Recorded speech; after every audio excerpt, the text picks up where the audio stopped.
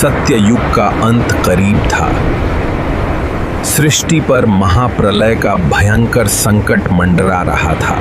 इसी बीच परम प्रतापी और दयालु राजा मनु नदी के तट पर तर्पण कर रहे थे।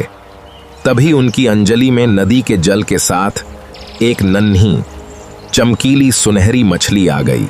मछली ने मनु से कहा, हे राजन, मेरी रक्षा कीजिए, बड़ी मछलियां मुझे खा जाएंगी। मनु ने उसे अपने कमंडल में रख लिया, लेकिन अगले ही पल चमत्कार हुआ। कमंडल से मटका और मटके से तालाब। वो मछली कुछ ही घंटों में विशाल होने लगी। तालाब भी छोटा पड़ गया तो राजा मनु ने उस विशाल हो चुकी मछली को ले जाकर महासागर में छोड़ दिया। समुद्र में पहुंचते ही मछली इतनी विशाल हो गई कि उसने पूरे महासागर को ही घेर लिया। मनु हैरान रह गए।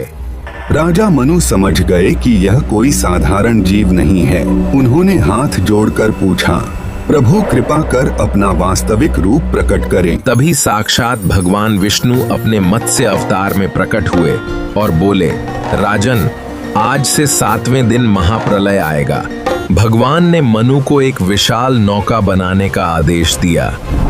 प्रलय आया और पूरी धरती पानी में डूबने लगी।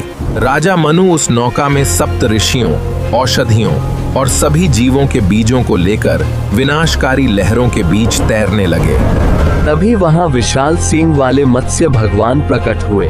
मनु ने वासुकी नाग को रस्सी बनाकर नाव को भगवान के सींग से बांध दिया। इसी प्रलय के दौरान हयग्रीव नाम के राक्षस ने ब्रह्मा जी से वेदों को चुराकर समुद्र की गहराइयों में छुपा दिया था।